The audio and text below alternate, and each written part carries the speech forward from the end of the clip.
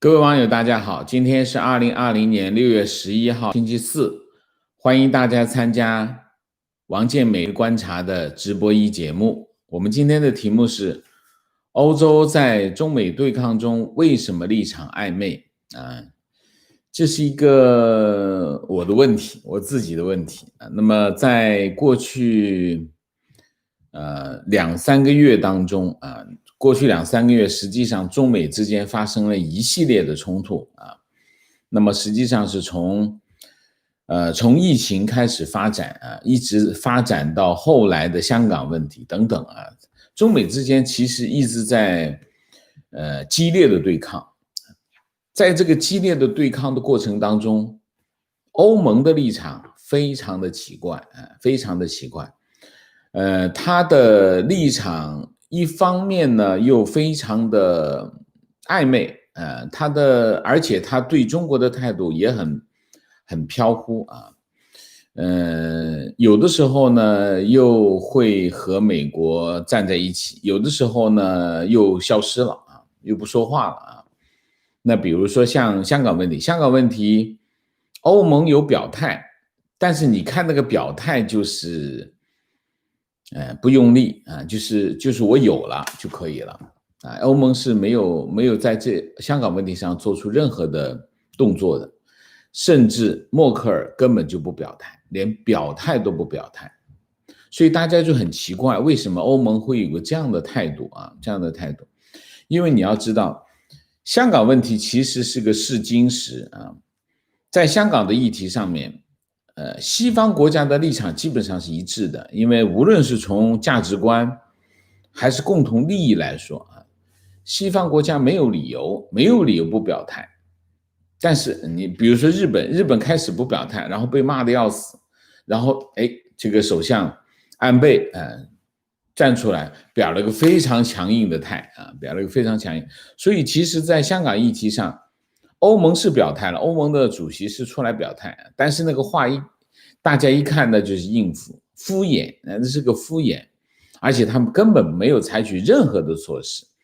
所以实际上过去1-2个月当中特别是中美激烈对抗的过程当中，欧盟的态度一直让大家很疑惑。那我们今天就讲讲为什么会出现一个这样的情况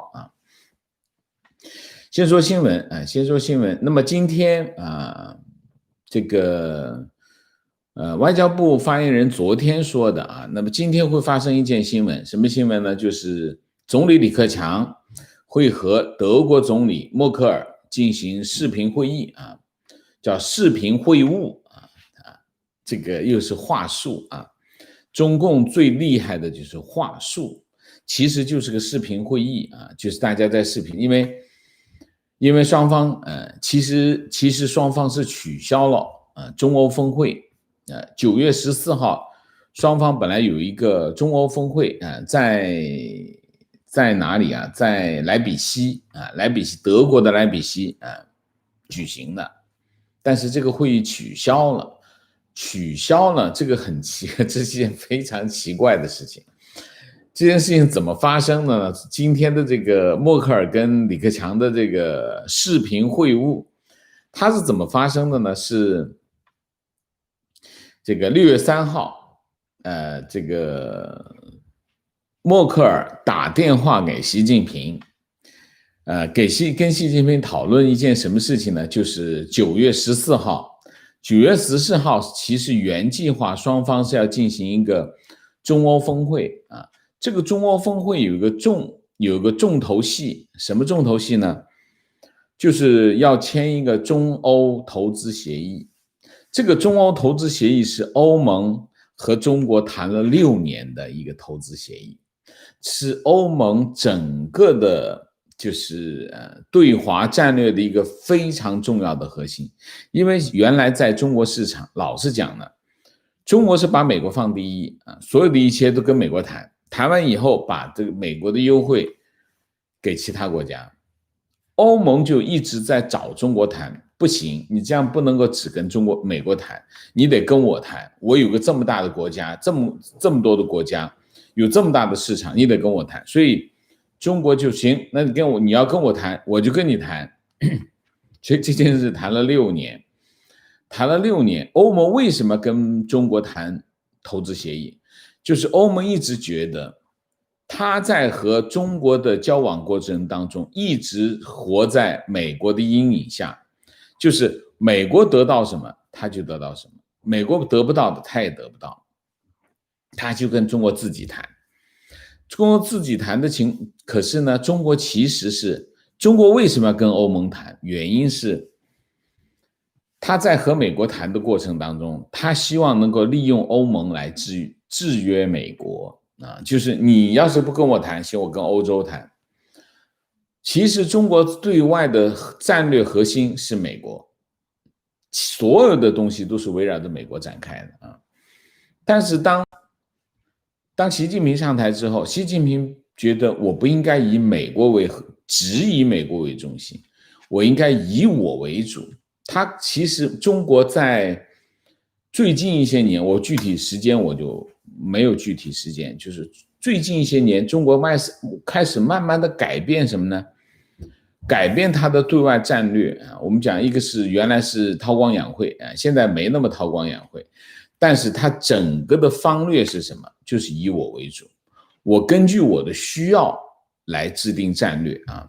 那么其中就是用欧盟、用欧洲来制衡美国，就是一个基本的战略。那好，欧洲人要跟中国谈，中国说行，我就跟你谈。像中国利用欧盟的这种谈判来影响他和美国的谈判，这是一个策略啊，这是一个这件事情已经谈了6年啊，原计划是今年要结束啊，今年要结束，但是有2件事情影响了这个谈判的进程。第一件事情是什么？疫情啊，第一件事情疫情，第二件事其实影响更大，除了疫情之外，更大的影响是什么？中美之间的对抗，中美之间的一火拼，中欧之间的谈判其实是放下来啊，放下来，中国就往后拖。欧盟那边很着急，他原计划是9月14号，你想一下，9月14号，现在都6月份了，什么情况？那肯定是谈不完的嘛，哪谈得完？就是一看这进展，根本谈不完，谈不完怎么办？6月4号、6月3号，默克尔就给习近平打电话，打着电话的意思就是我们没办法签这个协议，所以9月14号的峰会我们往后延吧。结果这个电话打成了什么呢？所以呢，中国在这件事情上，正好欧洲的牌好打，可以打一打。结果谈成了一个什么东西呢？谈成一个行，延迟没问题啊，但是呢，我们要不下个星期搞个峰会吧，搞个视频会议啊，视频会晤，我们会晤。这个时候呢，中国正好需要欧盟，欧盟来干什么？欧盟来解决它的对外孤立的问题。那行，那么就默克尔打完电话，然后过2天这个马克龙再打个电话，那个习近平呢就有脸了，这个欧洲2个大国的这个首相都给我打电话，就来打电话，首相总统都打电话来，打电话就谈得很热闹，那就这样，下个星期4我们就来进行一场视频会议，其实没什么内容，完全没什么内容。但是我们要搞个视频会议，好，搞视频会议之前干什么？我们得让底下人准备准备。那王毅在跟谁呢？在跟一个欧盟外交和安全政策高级代表博雷利再进行一次前面的准备工作。其实背后是什么东西？背后就是中美投资协议啊。然后就先是这个习近平6月5号跟这个默克尔通电话，然后呢，马克龙马克龙是6月5号，这个默克尔是6月3号分别打电话，那就是一场政治秀啊。中国呢就利用欧盟来对抗过去一阵子这一阵子就来牵制欧盟。欧盟的态度非常的奇怪的原因是什么？是因为中欧投资协议的谈判，最想要达成这个协议的是谁？当然是两个国家，第一个国家就是德国，第二个国家就是法国。这两个国家非常想达成这个协议，因为什么？因为他们觉得欧盟要在中国取得他们应有的市场份额，必须通过一个投资协议来打开市场。中国就将计就计，行，要谈那你就来谈吧。那我们就讲一下。那么在这一系列过去从今年3月份以来，中美之间一系列的激烈的对抗当中，尤其是默克尔的态度其实是让所有人都很奇怪。为什么默克尔表现得这么奇怪？他包括香港问题，他一言不发，扭头就走。为什么？就是中欧投资协议的问题那他特别是什么呢？其实最开始让人疑惑不解是什么？就是欧盟，特别是欧洲在疫情追责这件事情上的态度你为什么？欧洲很惨，死很多人，特别是意大利意大利最惨，死很多的人因为意大利很多老人，疫情一来，这老人就跟像割韭菜一样倒下意大利死很多人但是你看看，在追责这件事情上，欧洲开始是很义愤的，很多国家都很义愤的，骂骂咧咧。但是你看欧盟的态度就非常的，我看一下，我跟你讲一下这个欧盟的态度是什么态度然后呢，这个是什么呢？博雷利，这叫博雷利。是欧盟外交与安全政策高级代表，和这个王毅进行了3个小时的视频，然后他出来开记者会。其实他们在谈什么？其实他们一直在中欧的投资协议其实一直在谈这件事情，谈中欧的投资协议，谈这个中欧的峰会，谈他们之间的这个事就是今天开始。今天是什么？今天是默克尔和这个李克强的视频会议。然后呢，后天是欧盟主席冯德莱恩和李克强的视频会议。其实呢，他们王毅和这个博雷利的视频会议是为这2次会议做准备的。但是呢，这个记者会呢，开的记者会就开得非常搞笑。搞笑在什么呢？记者问的问题全部都不是他们谈的内容。所以这个博雷利呢，那简直是，我觉得这个记者会他开得很郁闷。上来记者就问欧洲的对华政策是什么？你谈话谈的什么？他又不能表现得和中国非常的亲密又想回答记者的问题，但是其实他们之间没有谈太多这些。然后他就说呢，他说是这样他说我和王毅的谈话中，代表欧洲捍卫了现实主义对华政策。大家就说，那你怎么看待中国的？他说我们对话的一个主要议题是什么呢？他表现的要很，因为他知道其实外界的对中国的态度是什么。他说呢，我们对话的一个主要的议题是欧洲去年做出将中国视为系统性竞争对手这件事情他说我认为呢，把中国作为一个系统性竞争对手的看法是有一定的争议的。这个很奇怪，因为系统性竞争对手呢，其实是去年欧盟定下来的一个政策政策然后他就在这解释，他说把中国视为系统性竞争对手，并不代表把中国看作是一个安全威胁。他说中国确实有全球性的野心，但与此同时，我不认为中国正在对世界和平构成一个威胁啊。他说，中方呢再次确认他们将会参加国际事务并扮演角色，但是他并没有军事野心，也不希望通过武力参与到军事冲突当中。而且他说了一句非常重要的话，他说欧盟无意陷入因为中国隐瞒疫情导致的冷战，他说欧洲不会和中国进行任何冷战。这就是欧盟现在的态度。他为什么会这样？他说为什么？后面就是什么？他当然不能这样，他当然不会这样讲，因为你如果他去追责，他还用跟中国谈这个投资协议吗？没办法谈了。所以实际上是什么情况？实际上你从这个博雷利的这个记者会你可以看出来，欧盟现在实际上是被中国捏在手里。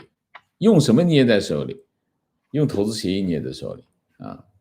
这就是为什么我们在讨论川普政府的对华政策的时候，其实有一个非常重要的标杆。是什么标杆？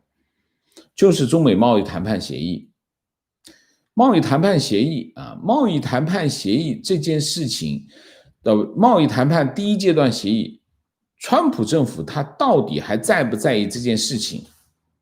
如果川普政府还在意这件事情，认为这件事情对美国仍然是非常重要、有战略性的话，川普政府的对华政策就无法强硬起来。为什么？其实这件事情不是现在才发生，在过去我们就是要讲8964之后，中国是用什么打开西方阵营的？其实8964以后，整个西方国家在制裁中国。制裁中国的方法就是2条：第一，不接触、不理你，这第一条；第二条，全面禁止和你往来，就是贸易往来，各种各样的东西全部禁止。不接触，就这2条。但最后中国其实那个时候最重要的策略是什么？就是开放市场。中国就拿着中国的市场来给西方谈判，最后一个个谈判搞定，一个一个的搞定。搞定的是什么？就是用市场去诱惑西方，那你现在的问题是什么？中美贸易谈判其实是一个什么？中国市场，还是根本上来说还是中国市场。买东西嘛，不是市场需要，要不是市场不需要，他买什么东西？就是一件这样的事情。中国过去几十年都是用市场的吸引力来和西方做交易，来牵制西方。其实这件事情，如果川普政府真的把中美贸易协议放到一边，说我现在的对华政策不再受这件事情的牵制，那中国就麻烦了。那也就是说，过去20-30年，他对西方国家，他当然主要是对美国的最核心的战略牵制手段就无效了。那意味着什么？意味着美国就可以自由的选择任何一个领域对中国发起攻击。那么中美之间的这个冲突就会变成一面倒，就是美国没有任何顾忌的进攻。好，我们现在翻过来讲欧洲。欧洲的情况是什么？欧洲的情况，你看从博雷利的嘴巴里，你可以听到什么？你听到的其实是中美关系的川普政府之前的一个翻版。为什么？你看一下去年的反送中运动，川普干什么？川普笑，中国还是要和平对待这些游行示威者的，笑走开了。这是川普当时的态度。为什么？川普还是被中美贸易协议牵制着，所以他是这样的态度。你看一下现在，你看是博雷利讲香港议题，他怎么说的？他说我们谈了很多问题，当然我们也提到了中国在香港采取的一些措施，这些措施很可能会严重损害一国两制的原则和香港的高度自治。我一直讨论这个问题，也得到中方的解释。我提出中国需要采取措施缓和局势，并尊重其国际承诺和基本法。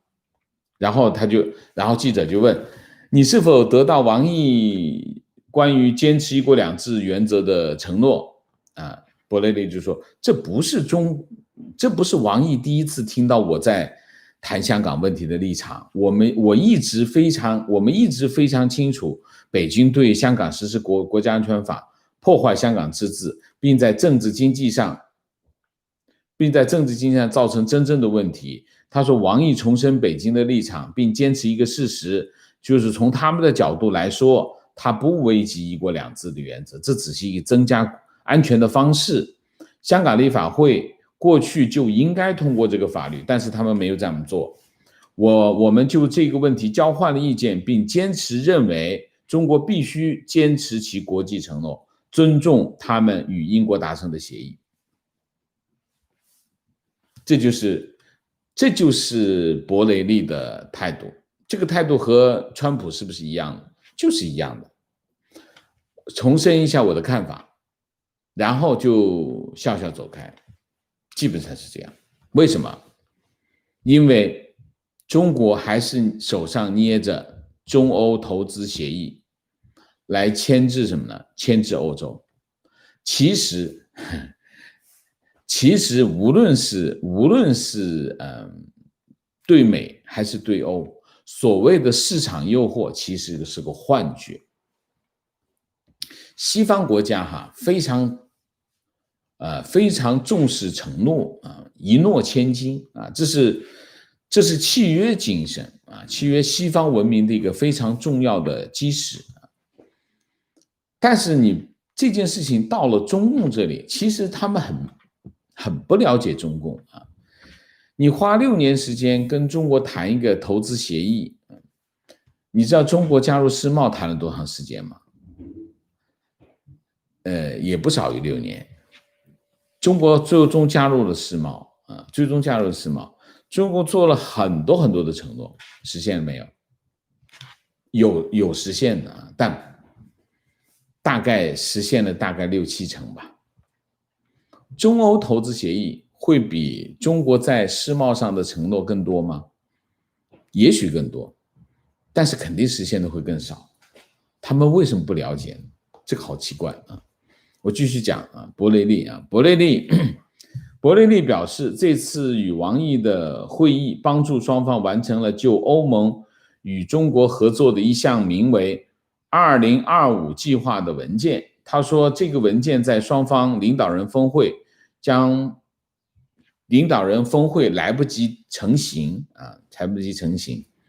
然后北京方面这个外交部的发言人华春莹在记者会上说，王毅与博雷利的战略对话是两人你看中国一到外交层面，就会把他习近平也好，这个李克强也好，和这些外国领导人之间的对话变成一个战略的合作然后你看他怎么形容的战略对话是两人首次进行战略对话，这也是当前疫情深刻影响世界，国际形势深刻演变的背景下，你看这是往里面加含义的加含义。中欧之间的一次非常重要的战略沟通。他说，双方就中欧关系、中俄关系，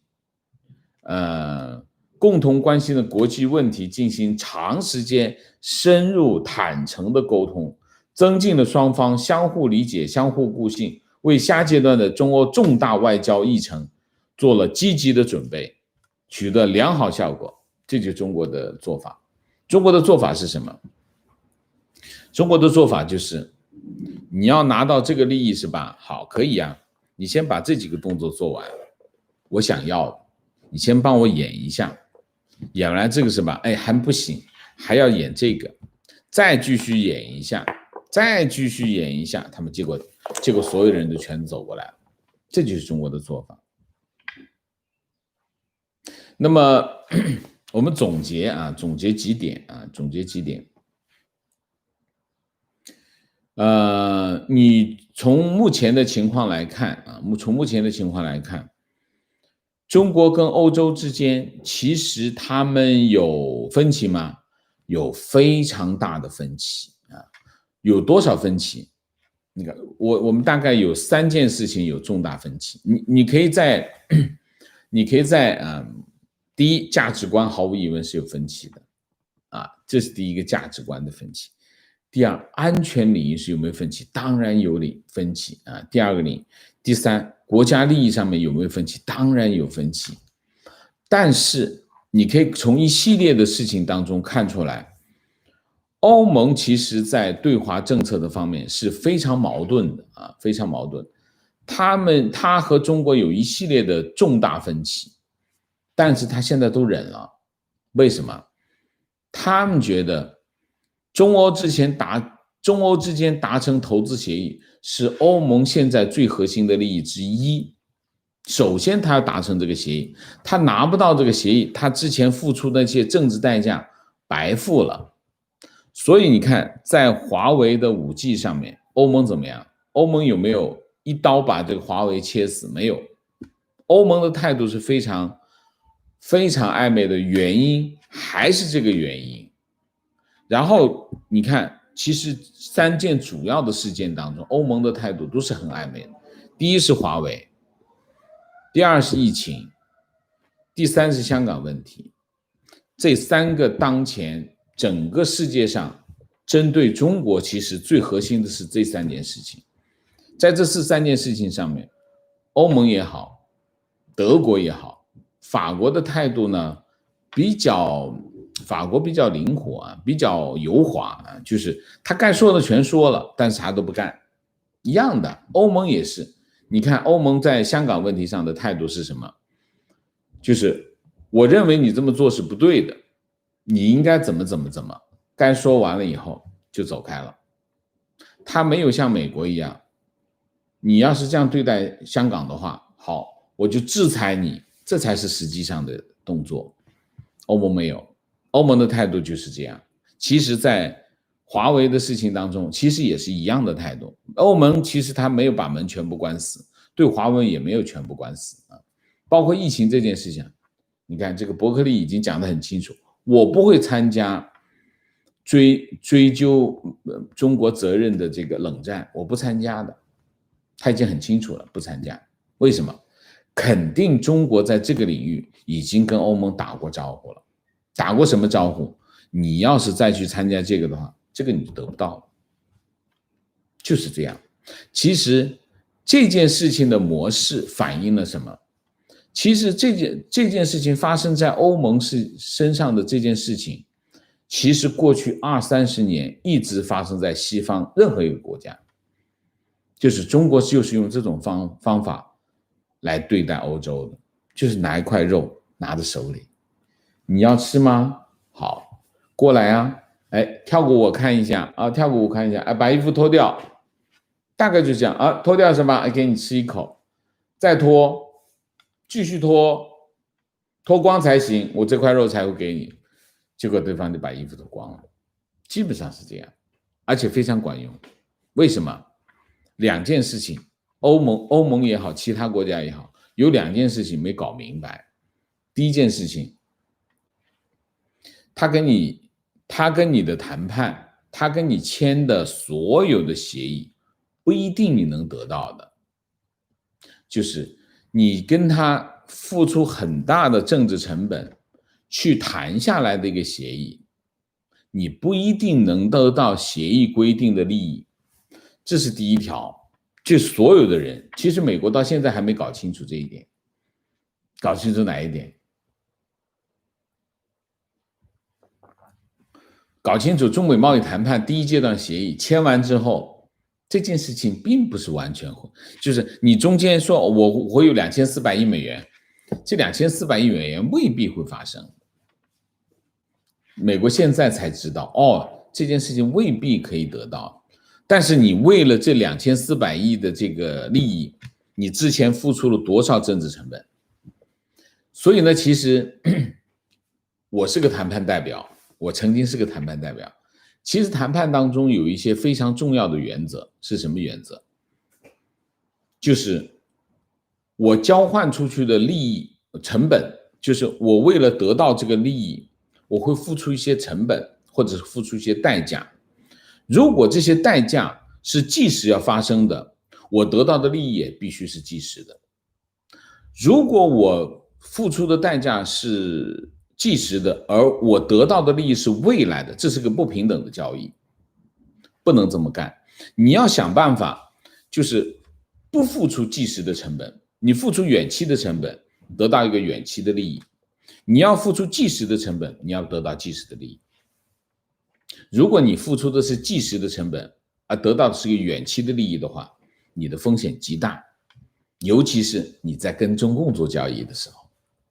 所以在这一系列的交锋当中，其实西方国家出现的最大的问题是什么？就是价值观的误判，就是他经常用自己的价值观去判断对方的行为，特别是中共的行为。这就是什么？这就是他错误在哪里？他没有双标。中共经常骂西方国家，就用指责你双标啊！西方国家就觉得，哎呀，我很内疚，我怎么能双标呢？其实你要对待中国就必须双标。什么叫双标？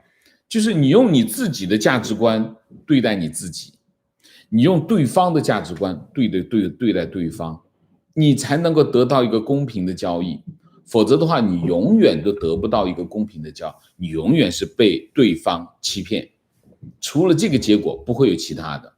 就像这次中欧投资协议，我现在可以坐在这里讲，就算是中国和欧洲签了，一夜之间，中国答应欧洲所有的条件，中国一点障碍都没有，而且有高兴了，全签了。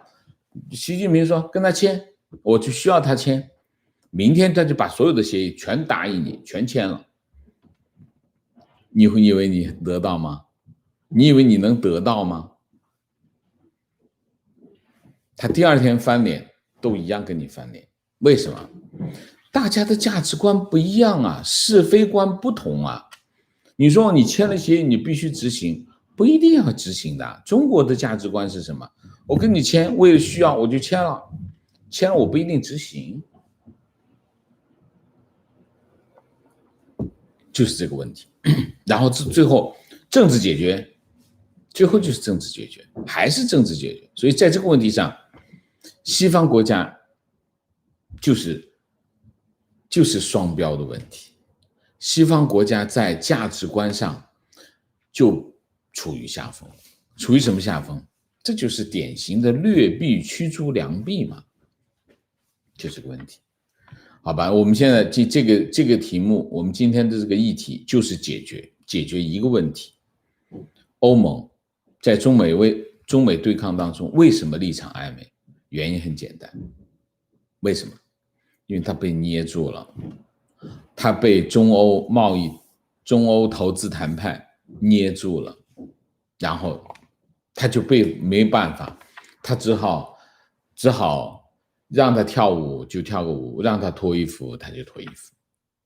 虽然他觉得很丑，但他觉得我忍辱负重，我要想办法。我前面已经付出了这么多的代价了，各种代价，政治代价，什么代价我都付出了，我就想得到这样东西。欧盟越想得到这些东西，中国就越把它玩于掌股之间。你看他打电话去跟他商量说我们推迟峰会，都会变成另外一个政治秀。你跟我演一场戏，他就演一场戏，这场戏是没有的，欧盟自己都没有预计到的，结果又来一次视频会晤。视频会晤有什么好谈的吗？没什么好谈的，就是中国要欧盟，你演场戏给大家看，跳个舞给大家看啊，他就跳个舞，这就是跳舞给大家看，他就没办法，他就跳舞给他。但是实际上我在这里讲的是什么？我这里讲的核心的是，欧盟想得到的那样东西，中国一定不会给他，就算答应了，他最后也得不到，他会被玩弄一次，最后等他明白过来，生气翻脸的时候，已经翻过好多篇了，人类社会啊，这就是现在的局面。欧盟实际上还在做一个犯一个非常重大的战略误判。这个重大战略误判是什么？有2点。第一点就是我刚才讲，他得不到他想要的，这是第一个重大战略误判。第二个，就算答应你了，就算让你进去了，他在里面地方政府还是可以收拾你，还是可以把你收拾了。他在这一路当中都会让你不断的付出代价，各种各样的代价。你这些代价最后你数，你算账，盘个点，赔的你跟他玩，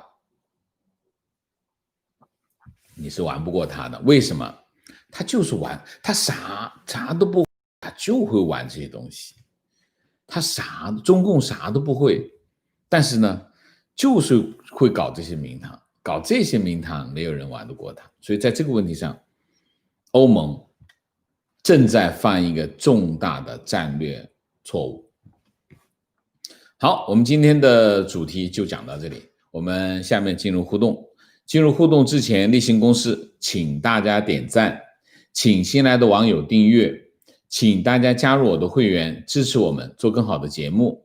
我今天再跟大家报告一下，昨天我们在社区公布了我之前讲的就 YouTube 平台对我们的不公的行为，并且我后来把一些把2个证据公布出来，就是我讲的冻结数据冻结数据为什么我们讲冻结数据我们是有证据的证据，我把这证据公布出来公布出来完了以后，有一个人来接洽，但是我也不知道他是谁，我问他你到底是谁但是我现在还没有得到他的回答，就是大概就是一个这样的事情跟大家报告一下。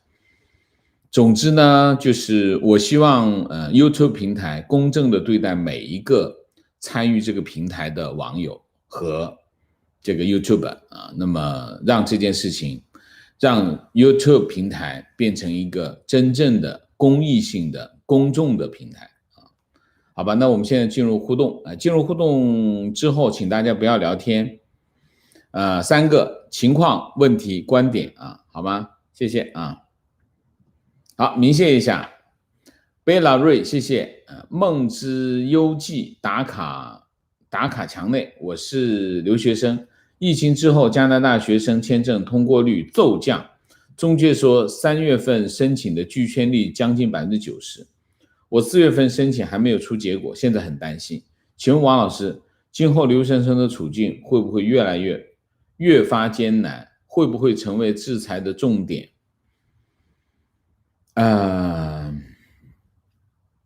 是有点，这个我没有想到没想到加拿大那边也收紧了签证，这个是没有想到的。我知道美国在收紧签证，这个大家都知道的事情，但加拿大那边为什么收紧呢？那当然，加拿大跟中国的关系也不是那么好我也不清楚。今天我看的我昨天的视频有一个忘了关，然后就很多人在下面留言我看见有一个经常骂我的人，那么又在那里骂说你天天说你不知道不知道你做什么节目对，我有很多东西都不知道，我知道的领域只是和中国有关的主要的关系我知道包括中国的领域我比较知道的多一点，但是还是有很多领域，这个世界非常大那么我要关注的领域如果太大就是很简单，我一天24小时跟大家一样，你要么呢深一点，你领域就会窄一点，你要么浅一点，你领域就宽一点，无非是如此那么我可能还是聚焦在中国，所以我不是每件事情都知道我不知道我就承认，老老实实说我不知道好吗？ Vivian Z 谢谢梅菲洛斯，谢谢 Andy Max， 谢谢啊。观点：德国本身很可怕，马克思主义和共产主义都是从德意志的土地上诞生，国家社会主义也在德国一度盛行。碰巧默克尔是个左派，之前对难民的纵容态度就是他最大的败笔。OK， 观点：其实美国有办法对付德国，增多在德国的驻军，增加10万到20万，然后逼德国出驻军费用，因为德国也是战败国家，没有理由不让美国驻军。这样可以这样对待德国吗？谢谢。反了，把事情做反了应该是川普政府正在准备做另外一件事情，和你说的正好相反。川普政府准备撤出9500个驻德国的军人他会重新部署这件事情其实对德国的震动很大。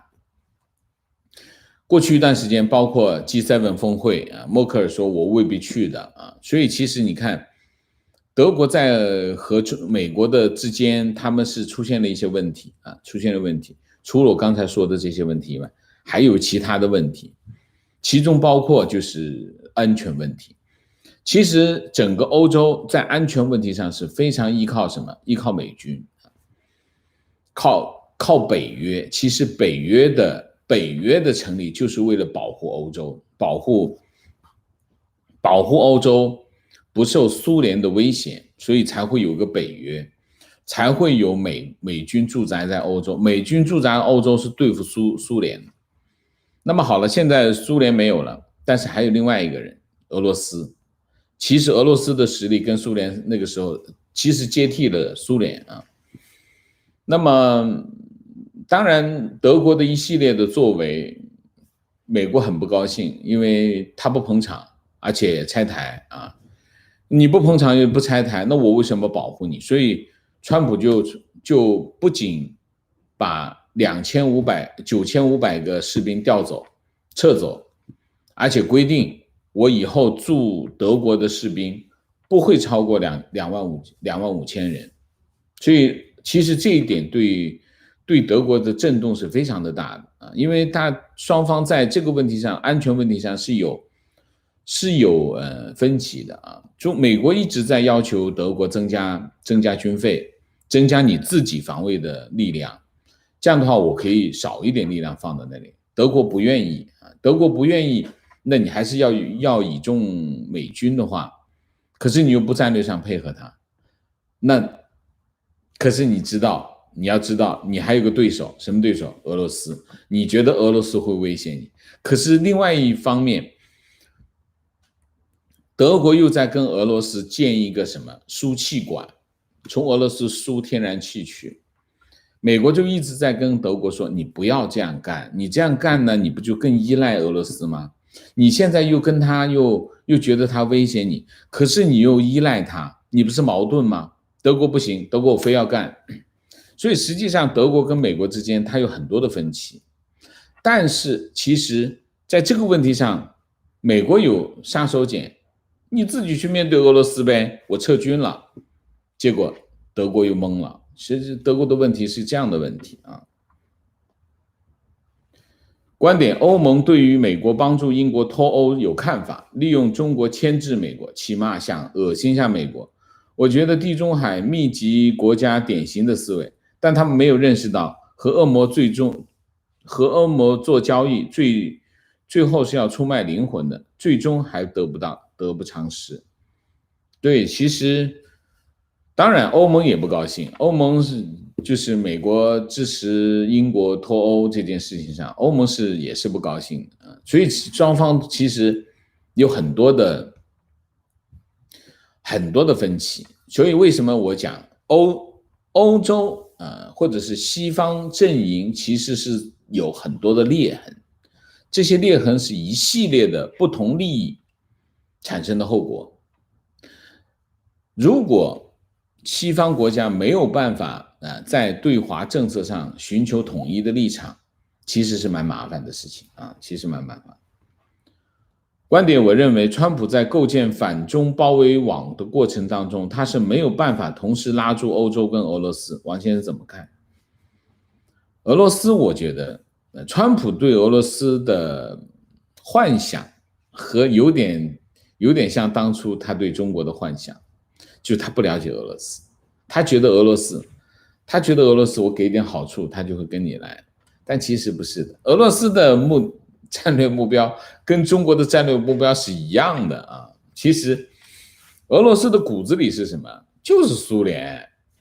俄罗斯虽然没有举着镰刀斧头的牌子，但他骨子里还是苏联。苏联的战略目标是什么？干掉美国。所以川普还想去找普京做战略联盟去对付中国。普京他是要什么？普京要建立一个庞大的俄罗斯帝国，统治全世界的，那是他也是要把红旗插遍全球。所以其实川普去拉拢俄罗斯是与虎谋皮，这想多了，这没有任何的战略价值，这个想法是只会付出代价，因为他把俄罗斯拉走，俄罗斯其实跟中国也是面和心不和，为什么？在俄罗斯眼里，在普京眼里，中国是他的臣民之一，一样的，他要统治全世界的，他的想法跟中国的想法是一样的，中国也是要把红旗插遍全球，全都要把红旗插遍，我凭什么当你的小儿？就是这个道理啊。所以实际上，他想拉拢俄罗斯这件事情，俄罗斯跟他玩吗？俄罗斯半个身子呗，他也不会，他凭什么倒向你？让你先把中国收拾了，再来收拾我，怎么可能？所以这件事情，他拉拢俄罗斯这件事情是痴心妄想，这是第一头。第二头，他有没有可能拉住欧洲？有的，欧洲的，我认为是有的。为什么？欧洲还是要面对现实啊。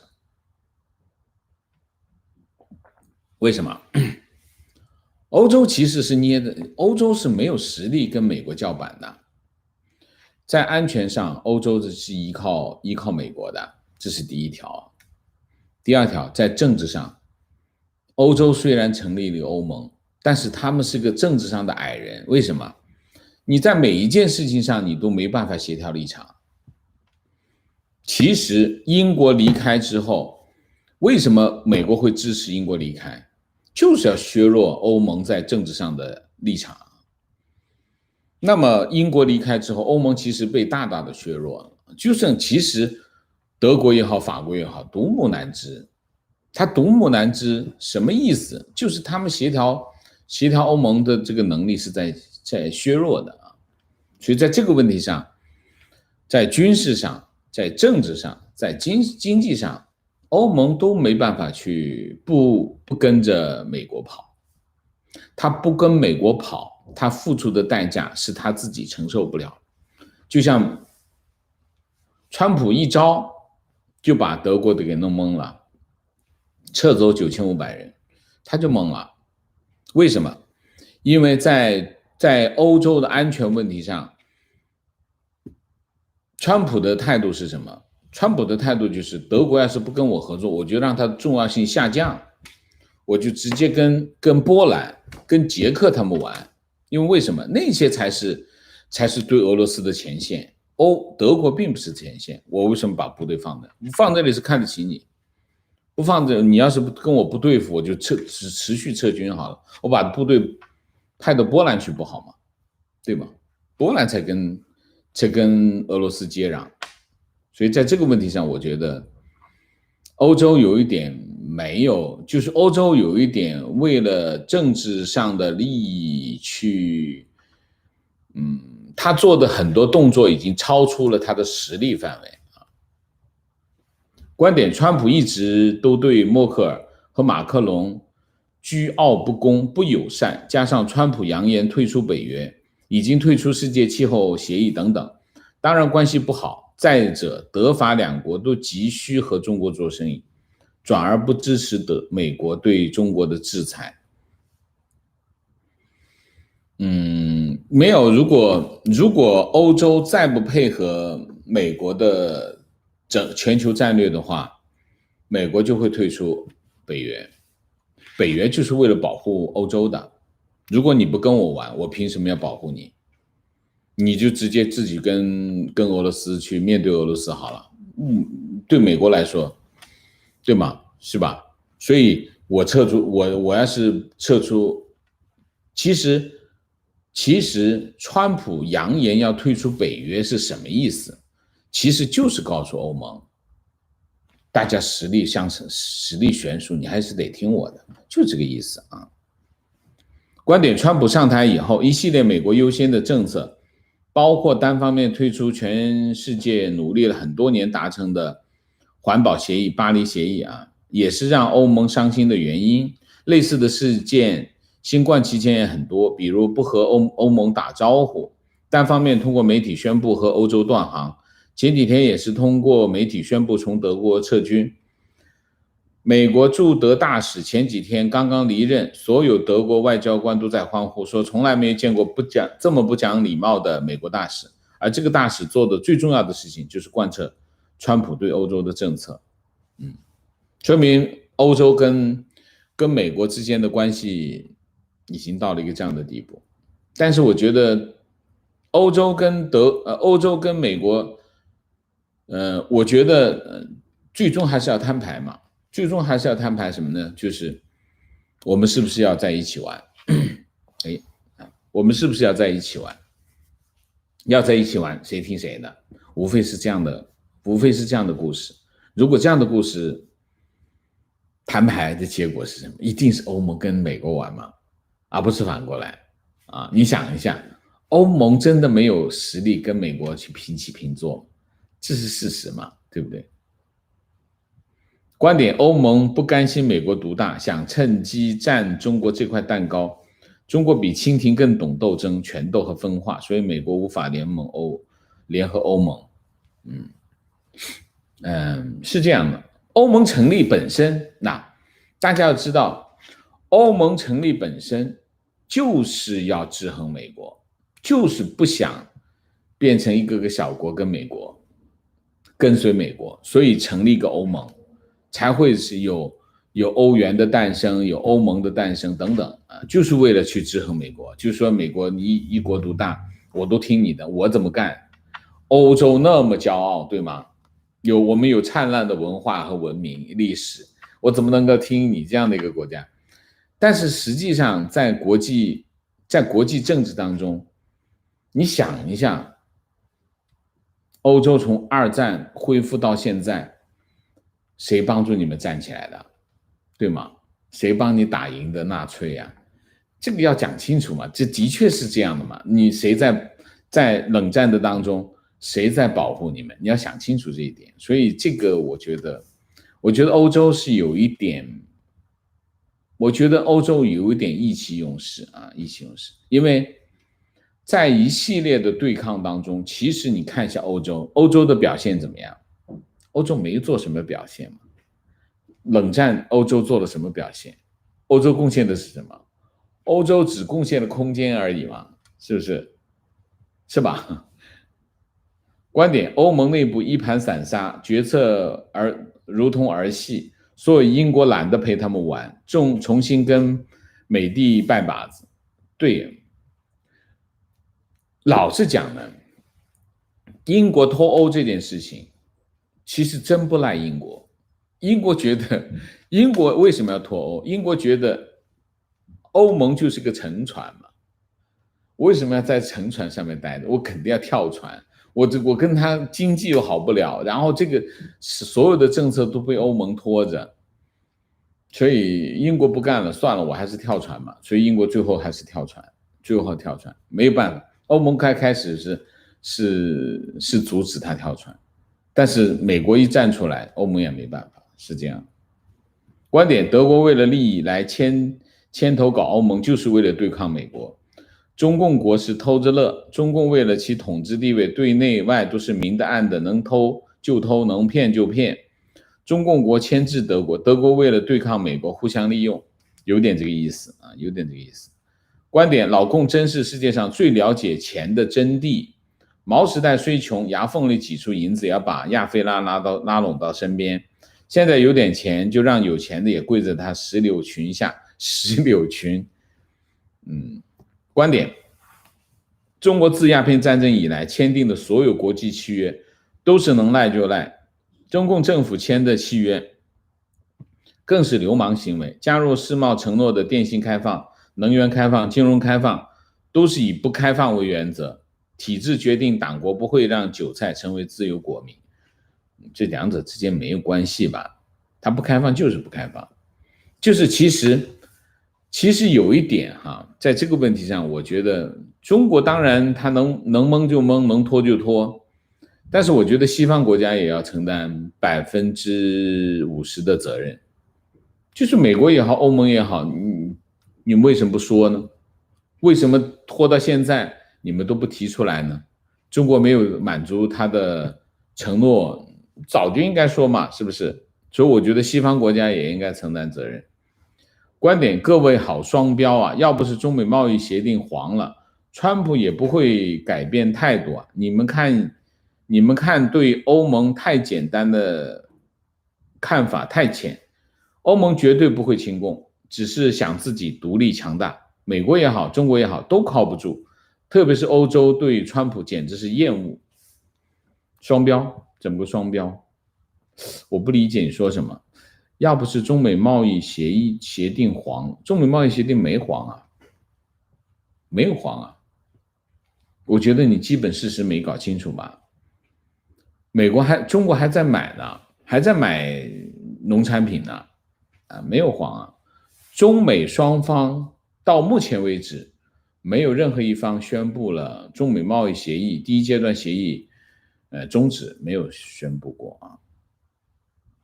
观点：美国干中共没有办法和苏联一样联合欧洲，当时苏联是威胁，中共目前是蛋糕，蛋糕操作的好，很容易分化，情况不同。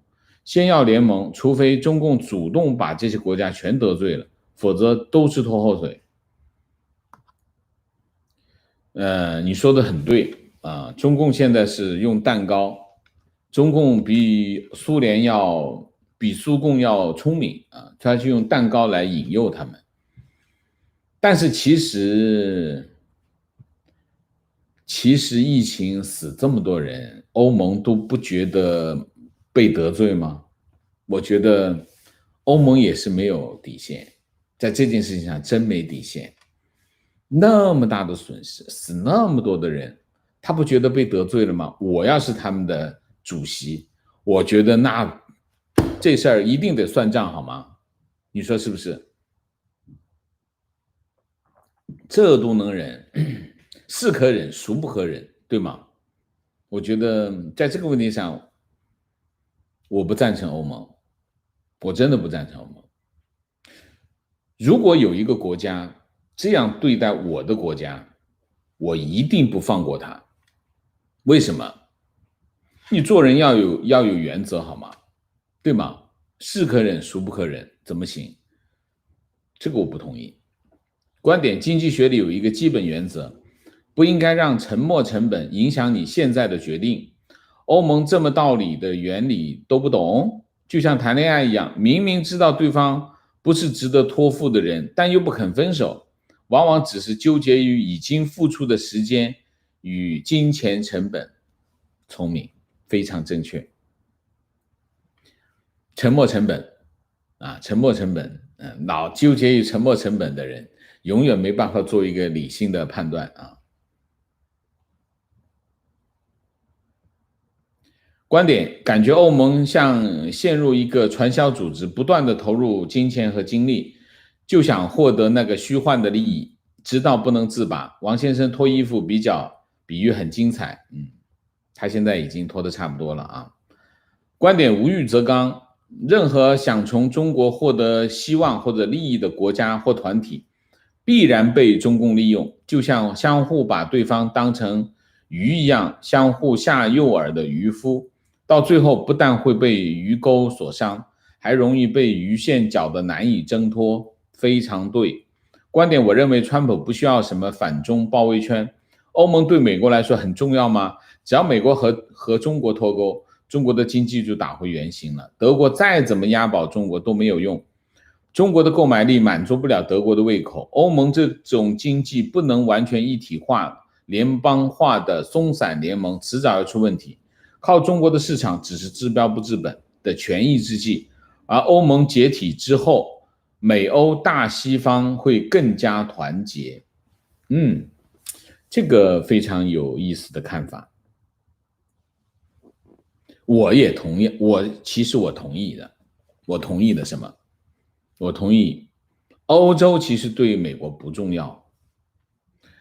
我都说过，美国的实力太强大了，就是他根本不需要欧洲去做联盟，他单挑已经实力悬殊了。所以其实我觉得，我前面不是讲美国正在做出一个战略误判那个节目当中，我认为我有个观点我是没有说的啊，就是那里面所有的学者跟中国专家都是说，美国应该联合其他的盟友，制裁中国的效果才更好。其实这是不对的，美国根本不需要任何盟友，他如果是对付的是中共的话，为什么？实力太悬殊太大，还拉什么帮手？根本不需要帮手，单手就够了。其实在这个问题上，我觉得这些所谓的学者啊，根本就没有搞清楚状况。就是我还是那句话，他们犯了两个错误。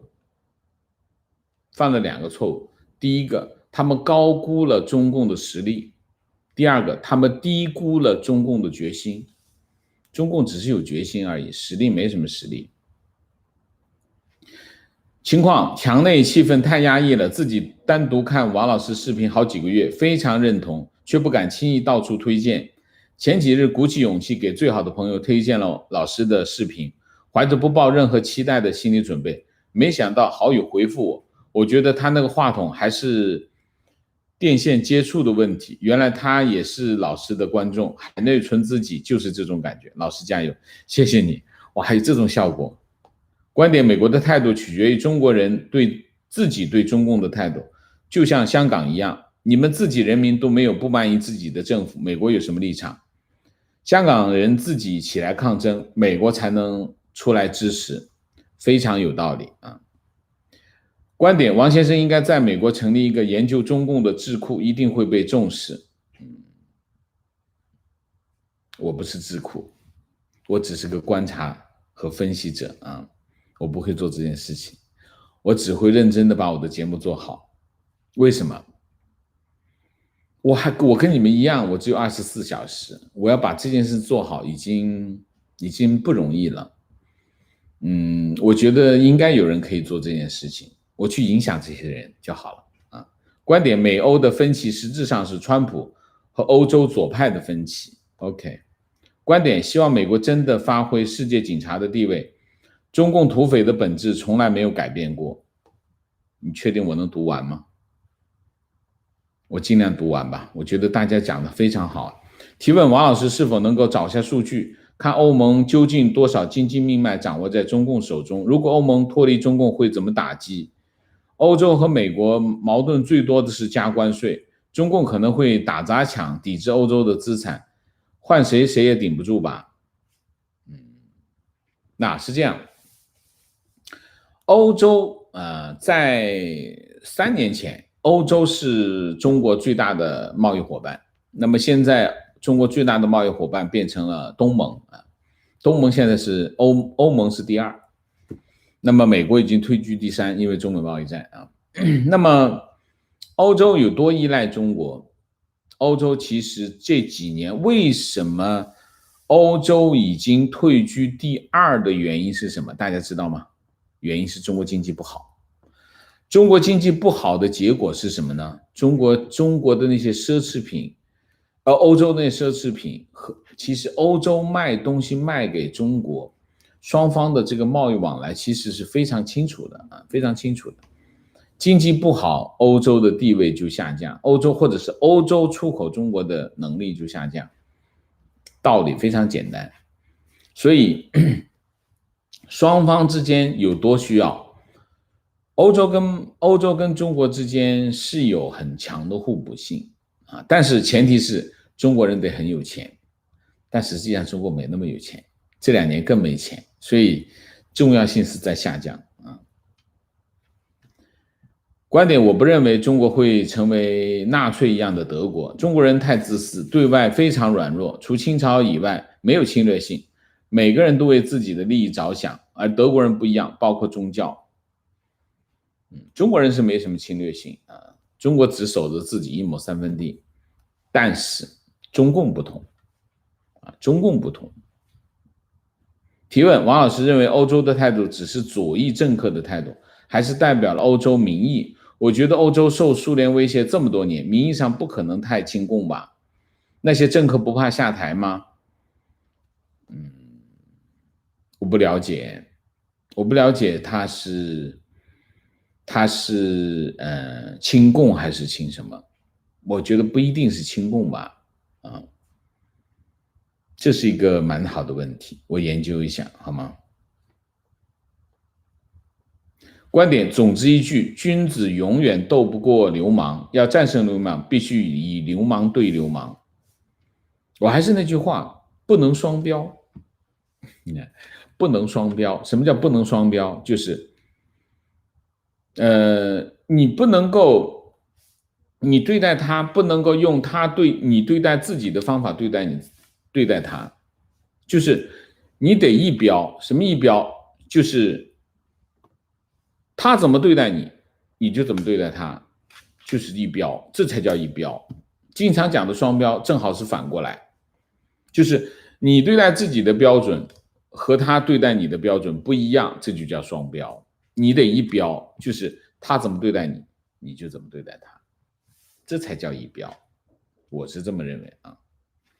彭维光，谢谢精彩的评论。